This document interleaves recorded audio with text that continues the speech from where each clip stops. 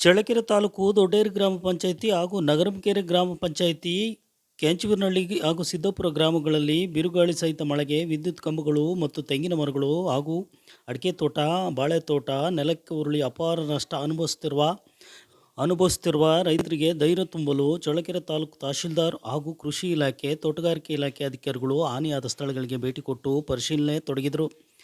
ಹಾನಿಯಾಗಿರುವ ಸ್ಥಳಗಳಿಗೆ ಅಧಿಕಾರಿಗಳು ಮನೆಗೂ ಭೇಟಿ ಕೊಟ್ಟು ಮಾಹಿತಿ ಸಂಗ್ರಹಿಸಿ ತುರ್ತಾಗಿ ಮೇಲಧಿಕಾರಿಗಳಿಗೆ ವರದಿ ಸಲ್ಲಿಸಲಾಗುವುದು ಎಂದು ಹೇಳಿದರು.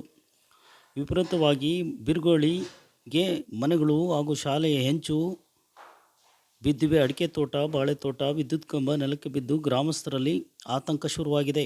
ಜೀವನ ಅಸ್ತವ್ಯಸ್ತವಾಗಿದ್ದು, ತಾಲೂಕು ಆಡಳಿತ ಇಲಾಖೆ ಅಧಿಕಾರಿಗಳು ಪರಿಶೀಲಿಸಿ ಸೂಕ್ತ ಕ್ರಮ ಕೈಗೊಳ್ಳುವಲ್ಲಿ ಹಾಗೂ ರೈತರಿಗೆ ಪರಿಹಾರ ಕೊಡಿಸುವಲ್ಲಿ ಮುಂದಾಗಿ ಎಂಬುದು ಕನ್ನಡಗಂಗಾ ಆಶಯ.